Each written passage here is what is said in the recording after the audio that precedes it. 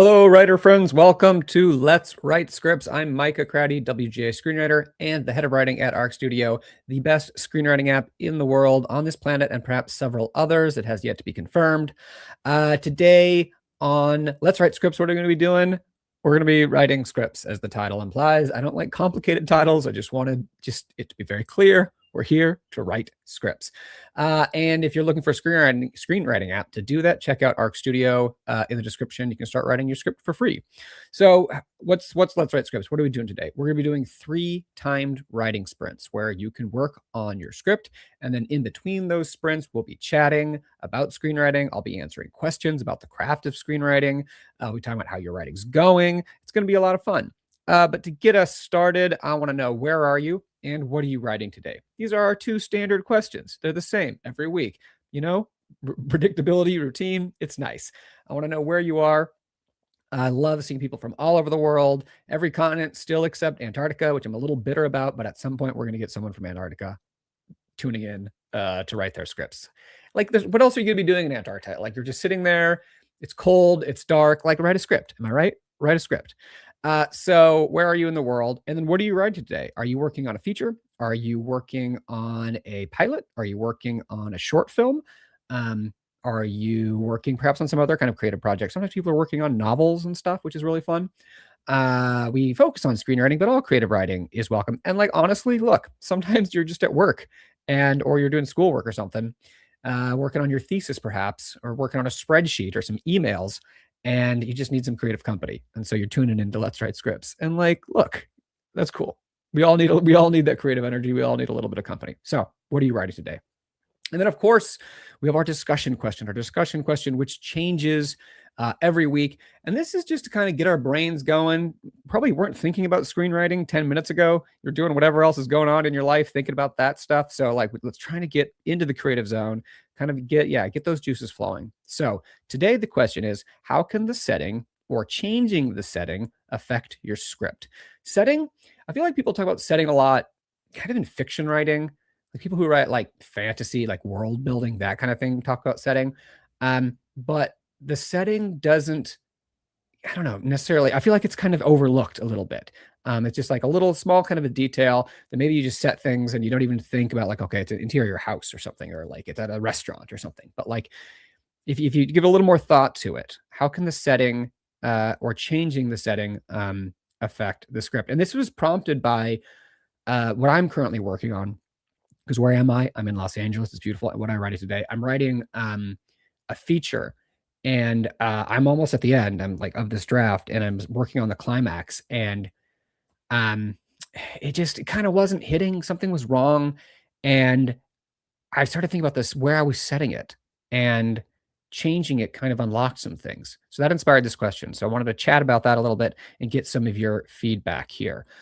So how can the setting or changing the setting affect your script, either the script in a whole or even just individual scenes? You know, you can kind of think of this in a lot of different ways.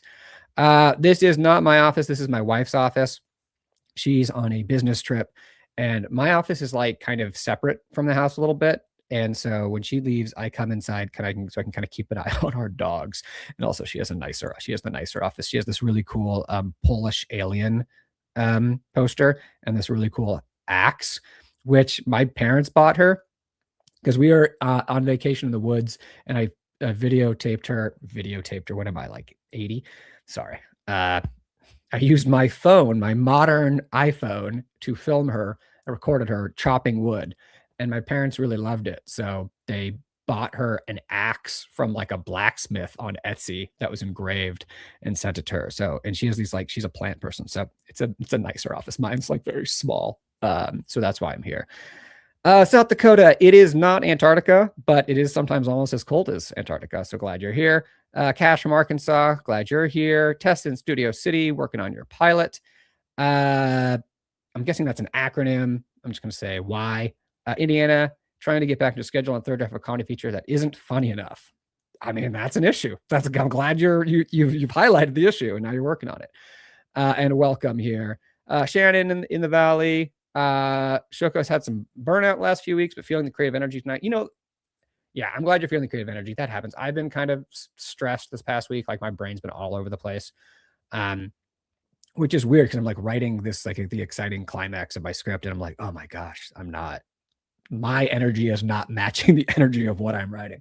So I also am looking for some good creative energy because you guys always fill my creative tank. So feeling the same way. Christoph from Oslo, Norway. I'm going to start on a Bob's Burger spec. That's so fun. We've talked a little bit about spec scripts over the I guess years now, months on this show. What do I call? I never know what to call this thing. Live stream on Let's Write Scripts. Yeah, the first script I ever wrote was a spec of The Office, which I've talked about, which was really fun. It was Michael and Dwight went on a police ride along, and Michael was afraid of being killed on this, so he created a video will and left it behind at the office on a DVD. He burned it on a DVD, and the office was trying to decide whether to watch his will, whether it be like an invasion of his privacy. And then you cut between that and Michael and Dwight on the ride along. And it was so fun. And honestly, writing that thing, I had so much fun writing it that I was like, okay, I want to be a screenwriter. So spec scripts are great. Melanie in Orange County working on a feature film. Glad you're here. Christian from South Carolina. Feel like the consistency here is helping you get better at revising. Oh, fantastic. Amy, I feel like I haven't seen you in a minute. In Portland, Oregon, starting out by sifting through your old paper files of your written work. Ooh, exciting printouts. Chris from Baton Rouge, Louisiana, working on a comedy sketch. Good luck. Juno from the road today, working on a draft of my book, just trying to get the words out. I hope you aren't driving and writing. That reminded me, I saw like a reel of it's one of those courtroom videos where it was a Zoom hearing, and the woman was zooming in, and the judge was like, "Are you driving a car right now?" And the woman claimed she wasn't driving, but she clearly was. Anyway, so June, I'm hoping you're not driving literally on the road as you write this, like propped up on your dashboard here. Kiwi in Pennsylvania, beginning to look like spring here. Awesome. And it's getting the writing gears going. New rebirth, like fresh growth. I like it. The metaphors abound. Pamela in New Mexico, writing your feature rom-com. Fantastic. Shoko's working on a short film to act as proof of concept for an idea. All right, cool. Like it. And Chris is also working on a short film. Great. Okay, so we're talking about setting a little bit here. My scripts are based in Arkansas. I change the setting things. If I change the setting, things would either change meaning or lose all sense if I'm using a lot of little details that give it a lived-in feel. That's cool. I think that's also, I'm glad you brought that up, because you can think of setting in terms of like the larger setting, like Arkansas, or you can also think of it in, the individual settings. Do I set this scene in, at, or I don't know, Arkansas, at the lake, thinking of like Ozarks, is it in a diner? Is it in a Applebee's, or is it in a dive bar? Like those kind of things. So you can think setting the big thing, like, Arkansas versus California or Norway or Baton Rouge, to name some of the places, or Portland. It's people here. Those would be very different, obviously. But then within those places too, what's the specific setting of this scene? Is it in, if you're like going to the store, is it a big box grocery store? Is it a little market? All of those things kind of can affect the setting. Paula in the Bay, working on editing a video. I always wonder, when people say the Bay, I'm always wondering which Bay, because for me, that's the San Francisco Bay, but for some people on the East Coast, that's the Chesapeake Bay. And there's probably other bays. Tampa, do people in Tampa Bay say that? I don't know. Anyways, Paula, glad you're here. And good luck on your grant writing. I hope they give you lots of money. We got a lot of people here today. This is fantastic. Brian, working on a graphic novel in Jacksonville, Florida. Changing the setting can affect your script because the setting selects the jargon the characters use. That's definitely true. Yeah. Both regionally in terms of accent, but also specifically in terms of like where you are, again, if you're at like a diner and there's like a surly waitress, that's going to be different than if you're at an Applebee's and someone has to have like corporate cheer, or, or a TGI Fridays and they have to be all happy, when they talk to you. Like those things are going to affect the tenor of the scene. Let's see here. Every office needs an axe. Fantastic. It's also great for editing, just really as a metaphor for chopping things. Hey, Ciaran, haven't seen you in a while. I'm going to shape off recent struggles, late returning into the murder mystery. Well, good luck. And I hope you get some great writing done today. Paul, I feel like setting makes a huge difference, especially in terms of how the characters navigates their daily life, creating a contrast between what they're experiencing versus the backdrop. That's so true. It's so important, like in the texture of their interactions, like their how they feel about what they're seeing, the kind of decisions that they have to make. Setting can affect all of that. Juno, the setting can give a lot of character to a story, especially if it's a place with some unusual specificity that you can incorporate into the plot. Yeah, and that's kind of something that helped me. I had this kind of sequence that was happening, and it started in a nondescript kind of building, which had no personality. And then I changed it to a specific building that basically added a basement to it where things were happening. And suddenly that unlocked everything, just the fact that there was a basement and a building above it. And I was just like, I know what this is, you know? So that kind of specificity really can help unlock things here. Pam, setting can change a story, city versus rural, apartment versus farm. Yeah, I think it would be fun to think of various settings for a scene or story and do it often just to see how ideas come. Yeah, I think sometimes can be a good exercise to shake things up, because that's what happened again with me. It felt a little stale, and then I shook things up. So if you're writing a scene and it feels a little stale, one of the things you can try is changing the setting and seeing what that unlocks. Because it unlocks a lot of things. For one, the kind of problems that a character is going to be facing, the kind of characters who are going to be in that scene, the tone of the scene. Obviously, like easy to think about a big old creepy abandoned house, right? The tone is going to be very different if that's the place or some other place. So there's a lot of the things that this can do. Zoe from South Africa working on a redraft. Good luck. And Chris is getting back to screenwriting after a long pause, hoping to get some creative energy. Been so exhausted. I get that. There's a lot of that in the world. But I'm not it's so funny because I always talk about how I'm not an afternoon writer, and it's 1:12 p.m. for me. And I never write at this time of day except Let's Write Scripts. But Let's Write Scripts always gives me energy. I'm always exhausted. I just had lunch probably, which kind of like makes me want to take a nap. And then I get the energy boost here. Oh man, we've got a great turnout here today. Lots of activity in the chat. Paula from Nova, enjoyed the videotape reference. Awesome. Yes, videotaping things. We got another South Dakotan in the house. Fantastic. And Juno is not driving. She's just on the road. Okay, great. Question about setting, because I've had people tell me that too many details and then some tell me it's important. When is it too much? So this is one of those great things. I mean, this is less kind of do with setting and more just kind of have to do about like how you write the action and description in your script. And a couple things I can just say about this quickly. One would be, it's too much when you're writing it for yourself and not for the audience. You're writing it because you thought of all these things, and and so you want to put them in there because you thought of them. It should be in the script if it's affecting basically the reader's experience of it in the way that you need it to do so, right? The details that are important, the tone that's important, understanding the character, understanding, the problems. If there's always there's little simple tests, like if you remove the details, what happens? Sometimes it'll make it faster and easier to read. Sometimes it'll remove crucial information, but you're always just trying to get, it's more important, I think, for unless the detail is really important to the story, like there's an axe on the wall, right? Chekhov's gun. If this axe is going to be used at some point in this story, then yeah, that's an important detail. If not, then it's not as important. Maybe it's just kind of like something thrown away, but it's not like something highlighted, So is it important to the story? I would say. Settings again, is it public place or private? Yes, that's definitely true. Are there people around? A couple is having a breakup fight. Are they doing it in a cafe? Are they doing it at home? That's very different, right? Because other people are watching or listening, and which could be, I think this is really cool. Let's say, yeah, there's a couple breaking up. One person cares a lot about what other people think about them, and the other doesn't. So they're having a fight, but one person's locked in on this fight and the other person's just kind of embarrassed that everyone's looking at them, right? That's going to be a very different fight than if they're doing it in their kitchen where it's just the two of them around. So public and private, that's a great distinction, Pamela. I like that. And Paula's from the San Francisco Bay, manifesting all the money. Love it. Love it.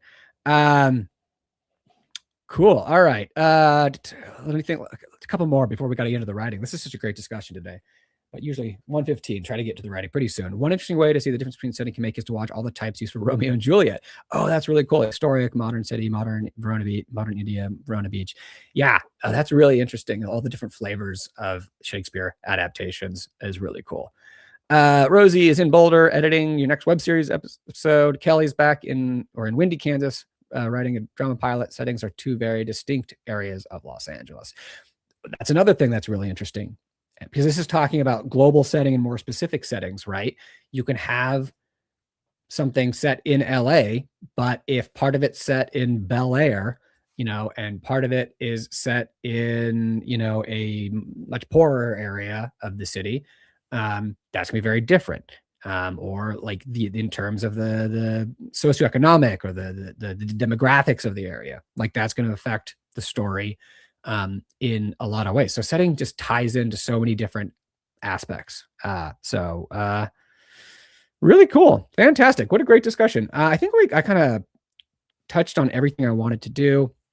Yeah, tone, the characters that might be there, the impact of those characters, the scene level and the global story level. Yeah, I think we kind of got into all that stuff. So great, awesome, great. Way to go. I love it. I love it today. I think we're ready to write now. I'm warmed up. I'm like literally sitting taller than when I started, which is funny. I think that's like a way for me to measure my energy, if it's like tilt the screen back a little bit to fit myself in. So we're going to go into the first writing sprint. So if you're new, the way this works is that I am going to mute myself. I'm going to play some just vibey music, and I'm going to shrink off into the screen, over to the side, and there's going to be a big timer just kind of counting down on the screen. And so we're just going to write during that time. These are unprompted sprints because we're all at different parts of our projects on different kinds of projects. But if you're looking for some sort of guidance or focus or something to think about because you're not sure, then setting. Write about setting. If you need some sort of guide or prompt, write about what we've been talking about a little bit. Think about the setting. And this is a good question before we go. And Chris, in case you missed the live spraying, can we still use the replay to write? Yes. All of the episodes of Let's Write Scripts are on the Arc Studio Screenwriting channel. So they're all there. So I know there are a lot of people who can't make this time period who will watch them like the next day and just use them, so there you go. All right. So we're going to do the 15-minute sprint now. We warm up with a chill 15-minute sprint. And I always have to try to slow my voice down as we go into it because it is the chill warm-up sprint. Oftentimes people are just kind of reading over their work to get back into it. Maybe they're doing some free writing. Maybe you're ready just to hop in and just hit the ground running. And whatever it is, you do you. So I am going to get the relaxing, chill, vibey music going. Do 15 minutes, and then we're going to touch base on the other end. Oh, I forgot to say one thing. Sorry, before we get into this. The sandwich of the week, we have a special edition of Sandwich of the Week. Every week, if you're new, I show a photo of the best looking sandwich that I made this week. I take that very seriously. Today, we actually have a sandwich off. I have two different sandwiches, and we get to choose which of them is the official sandwich of the week. So that's happening after the second writing sprint. So you got that to look forward to. How's that for foreshadowing? Teasing, I would say that, yeah. Anyways, 15 minutes on the clock. That's right, guys. Get you on the other side.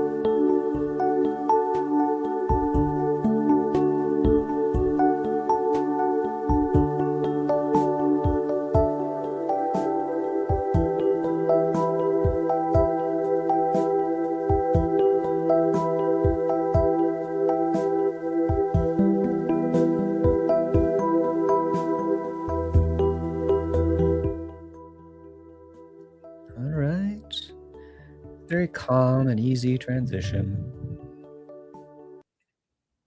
Because I'm always giving people jump scares after that first sprint because they're in the zone, and then I'm like, hey guys, we're back. And I don't want that to happen. I want this to be a soothing, relaxing, creative environment. Anyways, welcome if you just joined to Let's Write Scripts, brought to you by Arc Studio Screenwriting, the best screenwriting app there is. Just point blank. That's all I'll say. Check it out at the link in the description, or you can go to arcstudiopro.com or Google it or Bing it. Okay. If you did that writing sprint, I want to know how it went. Are you feeling the creative energies? It felt like we had a pretty good vibe before the writing sprint. Like, felt like people were excited. People were feeling good. Did that carry over into your writing? Were the words flowing? Were the ideas sizzling in your head? Were you able to make progress on whatever it was that you were dealing with right now? Let me know. Get into the chat and let me know. I always like to say, were the muses there? Were they pitching in? Were they doing their fair share of labor and helping you? Or were they slacking off again and just kind of like hoping that the boss wouldn't notice? And if you are struggling with anything in particular in the craft sense, feel free to ask about it, or ask any really general screenwriting craft questions that you might have. It could be about setting, which we were talking about earlier. It could be about your scenes, about your characters, pacing, dialogue, structure, all the different things. Whatever it is, feel free to ask it in the chat, and I will do my best to answer. And other people in the chat may have thoughts as well that they can share. So let's go. Let's see here. One thing let me see here. Oh, Cash finished one of his episodes for the short series. That's cool. Is this for a web series again, Cash, or I can't remember, but that's awesome. Chris is feeling good. Feels good to be productive. Feeling the flow. Fantastic. Love it. Test a slow but steady sprint going well. Great.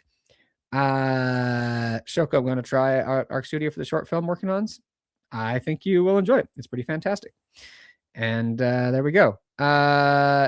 Chris still working on the scene's emotional core and its action. That's great. I mean, with scenes, I always like to talk about, the beginning, the middle, the end, right? The scene happens for a reason, generally because a character wants something. It can be something tangible and physical, or it could be something emotional, right? But there's some sort of goal. There's something motivating the scene, right? In the middle of it is kind of trying to get that in some way, or failing to get that. Or avoid it, but dealing with that thing. And then the ending generally happens because they got it, or they didn't get it, or something unexpected happened. If they got it, it wasn't quite what they wanted, or something was complicated, but something, that motivates us into the following scene. So that's awesome. Scene work, I feel like, is an underappreciated art. I feel like we need to talk more about scenes, not necessarily less about story structure, but more about scenes. Still talk about story, but also more about scenes.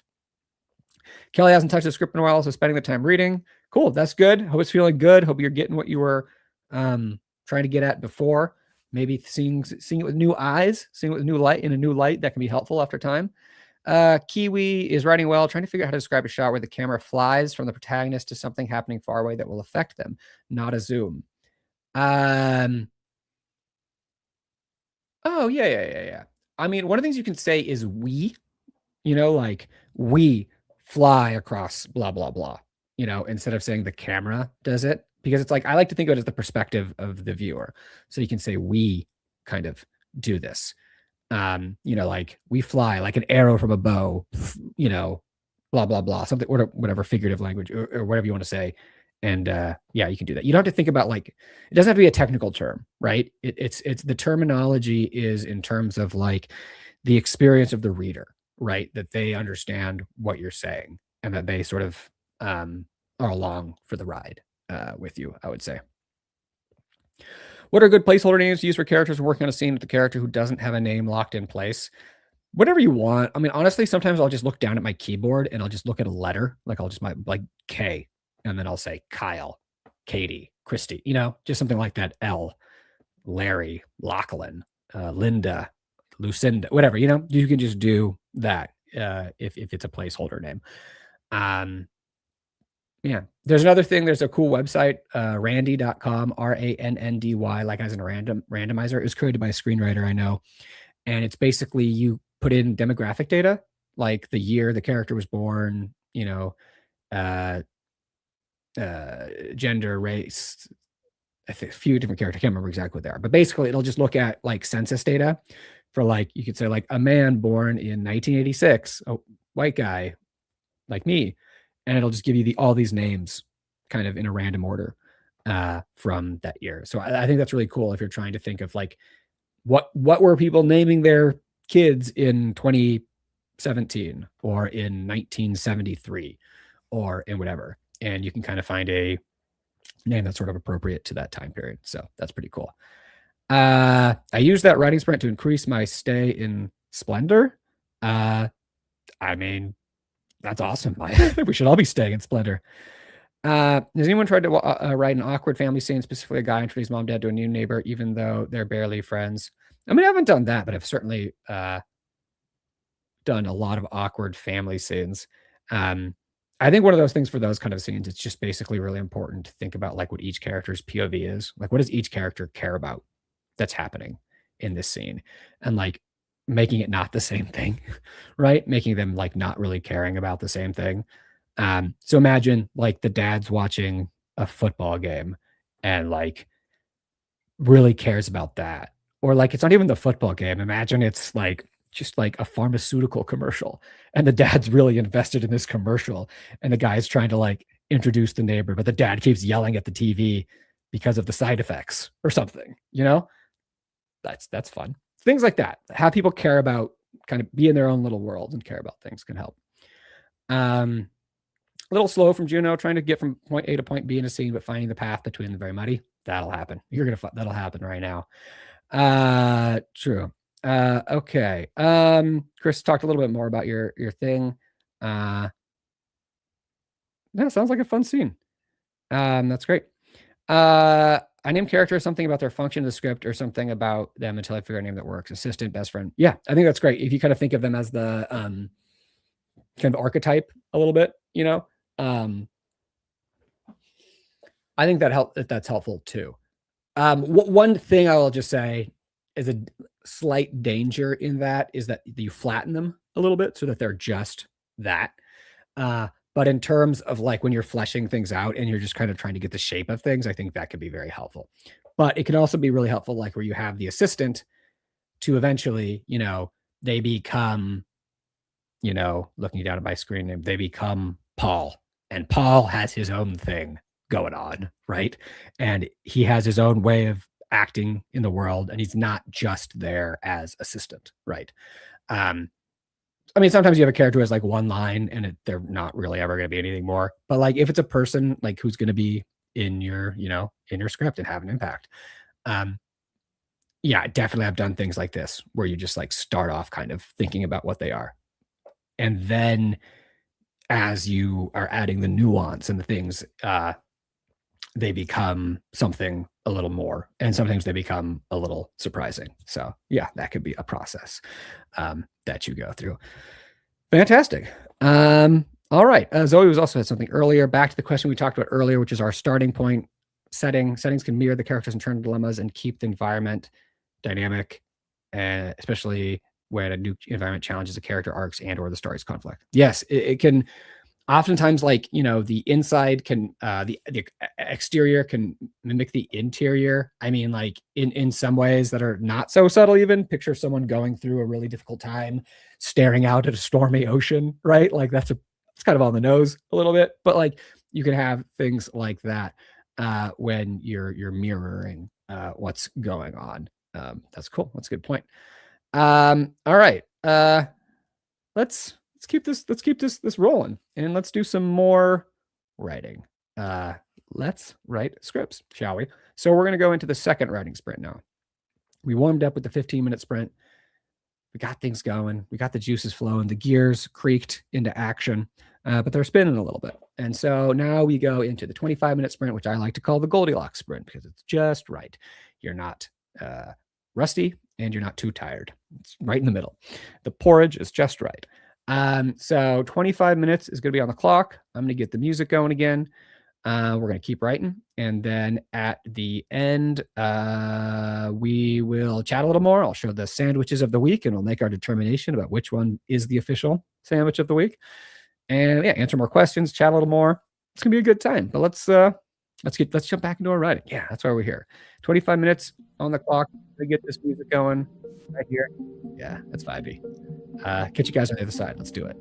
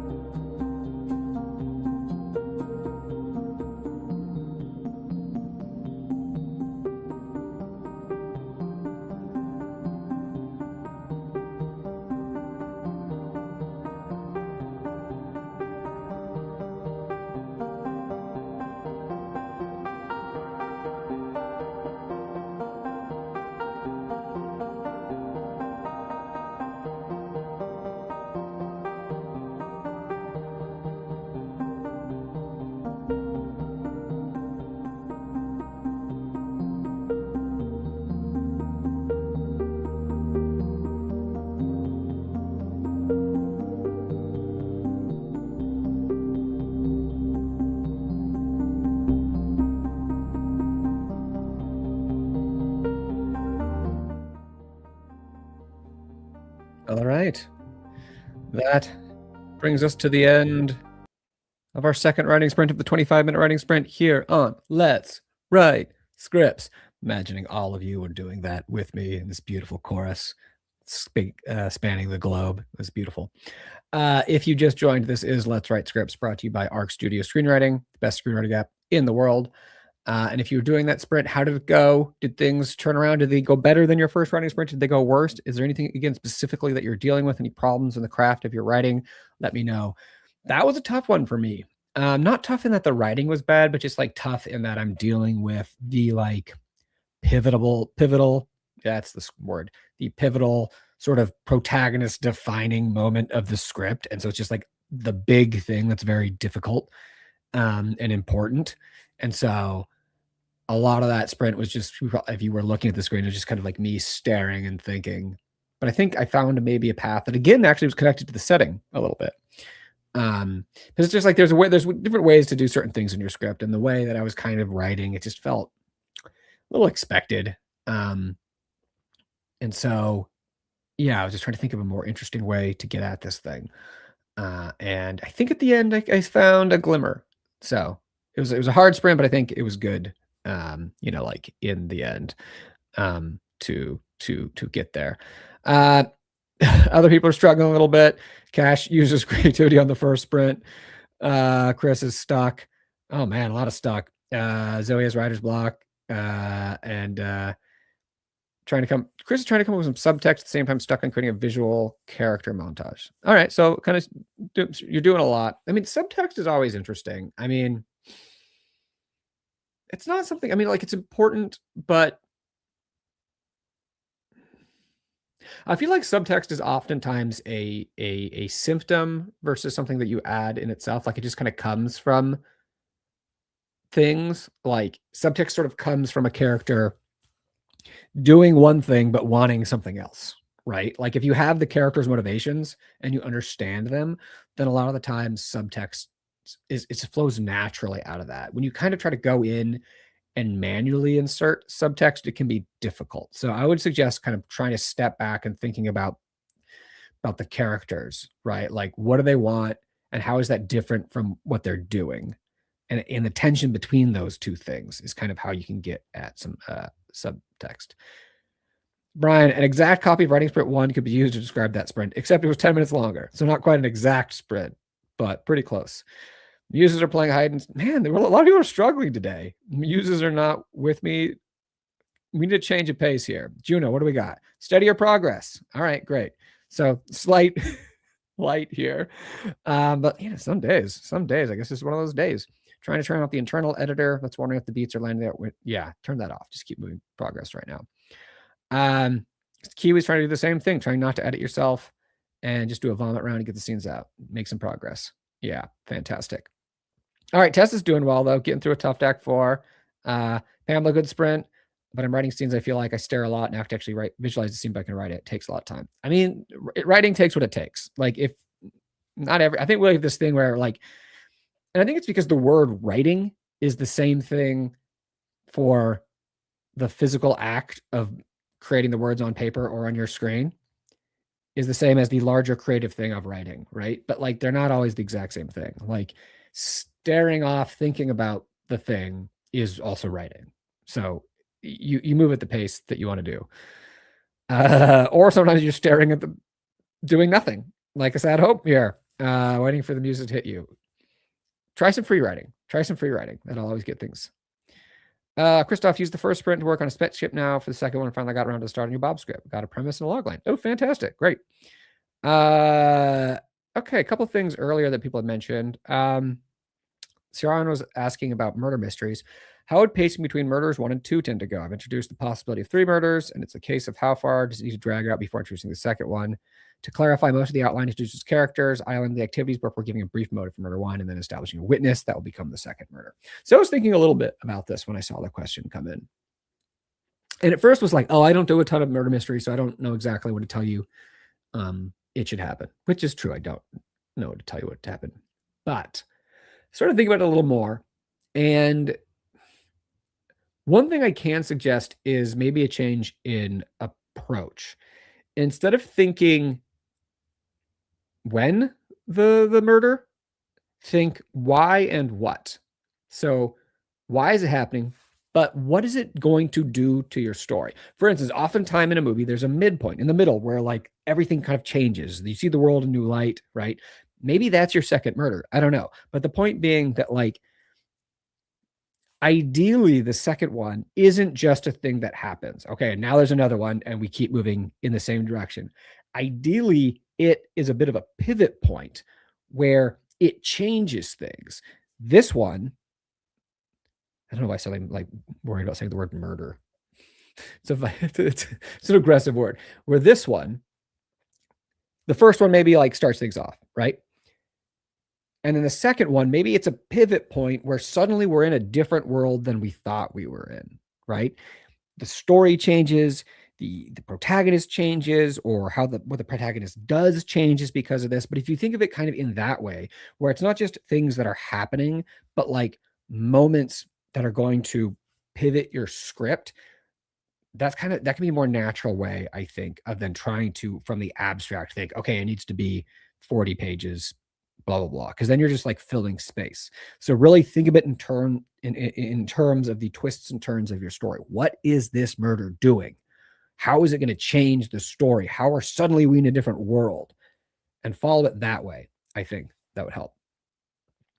All right, Jay's asking about fiction writing workshops. Working on a fantasy novel, doesn't know whether this opens good. Anyone able to point any resources or communities that can help review my work? This is mostly screenwriting, so I don't have a ton offhand. I will say that the easiest thing is classes, honestly. Of course, these cost money, so it depends on your budget. But like UCLA Extension has classes, Gotham Writers Workshop. There's other classes out there, Writing Pad, and I just Googled this right now when I saw your question, and I saw this thing popped up called Odyssey Writing Workshops, which I don't know about their quality, but it's focused on fantasy and sci-fi. And you said you were working on a fantasy novel, so maybe check them out.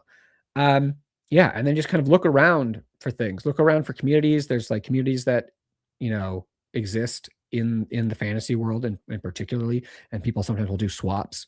So it's out there. Yeah, you just got to find it. Main dance with Arc Studio screenwriting. Do you have to use this cloud in order to share your script with another creator? So Arc Studio is cloud based. So you're using the cloud when you use Arc Studio, and that's the point. It automatically backs your scripts up. It syncs to all your devices, but it's cloud based, kind of like Google Docs is cloud based. I mean, we do also have a desktop app, so it saves things locally to your computer too, but it is a cloud based service. So yeah, that's part of it. All right. What do we got here? Zoe, how would you suggest phrasing character introductions? Like what would be necessary to include and leave out? Yes, I mean, this kind of ties into what I was talking about earlier when I was talking about actions. Basically, what is important is like step back and think like, what do you want the audience, what do you want the reader or the audience to know about this character or to feel about this character when they meet them? Like it's basically vibe is more important than details, right? Like their confidence, are they confident or meek? Are they, bitter or happy-go-lucky? Are they physically imposing? How does the world react to them when they see them? Are they stunningly beautiful? Are they what is it kind of, but encapsulate kind of the vibe of one or two things kind of about them and kind of quickly get that. But it's not like it's just, yeah, that's more important than like exact descriptions. It's kind of like what's the vibe that you want, like when your reader is thinking about them and going along in your script, like what's the thing you want them to hold kind of in their head about this person. Would reading scripts version subtext help? And yeah, I mean, I don't have offhand, I'm horrible at just like offhanding like this is the one you should read for this. But reading scripts would be great. I mean, reading rich scripts, reading, I would say like look at like character dramas would be probably a good way to go. But again, thinking like don't go at it from the angle of I'm trying to add subtext. Go at it from I'm trying to deal honestly with these characters and understanding that like what they say and sometimes what they do is not the exact of how they feel, right? And why are they saying it one way when they mean another thing? That thinking about it in that way can help. All right, cool. It is now time for sandwich of the week.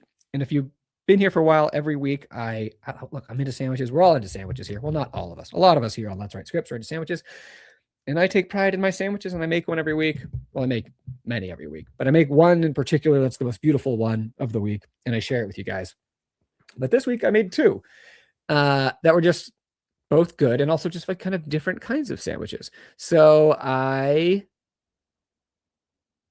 decided just to do both. So we're going to do a little bit of this or that, where these are the two sandwiches of the week. And I would love just to hear from you this in the chat or that. Which one is the official sandwich of the week? So this is a breakfast sandwich on like an artisan English muffin with an egg, with avocado, with cheddar cheese, with some greens, with sun-dried tomatoes, and a little turkey deli meat that I actually like fried in the pan and melted the cheese with, and some mayo and mustard and some pickle on this. So this is the breakfast sandwich option. So that's this. So you can vote this in the chat if you think that's the sandwich of the week, or that. And this is a rotisserie chicken on this beautiful rosemary polenta with greens, with cheddar, I think with turkey bacon as well, with pickle. Yeah, it's a great, just like a stunning chicken here. All right, we got, oh man, we're split here. We got chicken, we got breakfast, then we got chicken, then we got breakfast, then we got chicken. So, I mean, it's going back and forth. It's going back and forth. Then breakfast, breakfast is taking the lead. Now chicken, it's tied. Chicken back in the lead. I think chicken's up by 1. If my count is right. This is exciting. I didn't know this would be such a close race. But right now, Kelly has the vote. No, and then Chris is breakfast. It's tied. Oh, Sage of Times is taking it back to chicken. Chicken's up 2. This is great. I feel like an announcer at a horse race. Oh, now one more for breakfast, down by 1 only. It is neck and neck. We are coming down to the wire. Oh, chicken back up 2.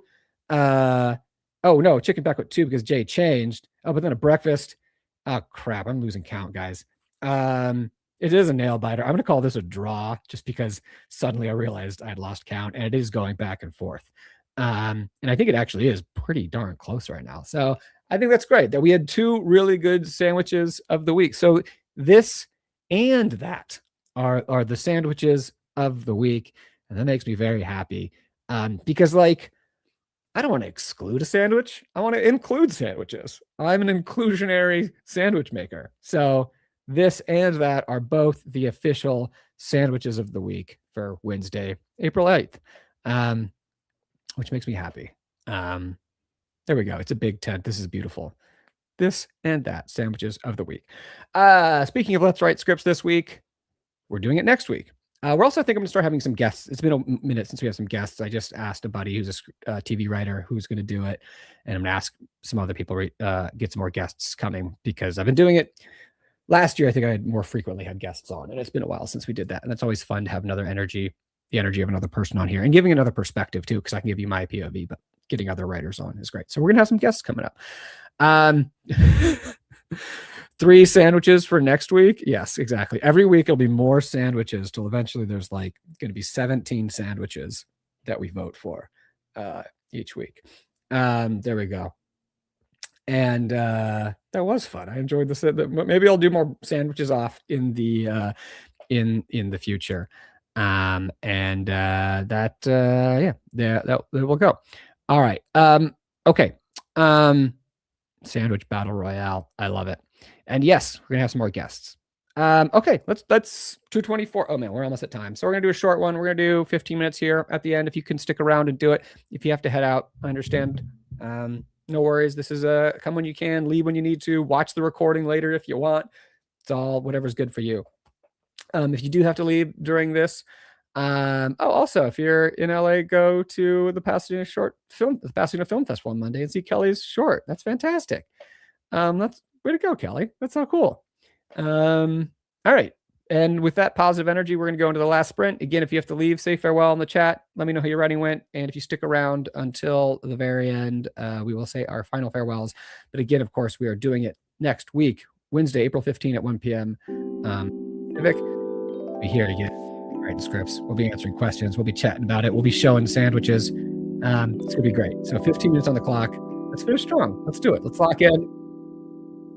Last little bit of energy here. Here we go.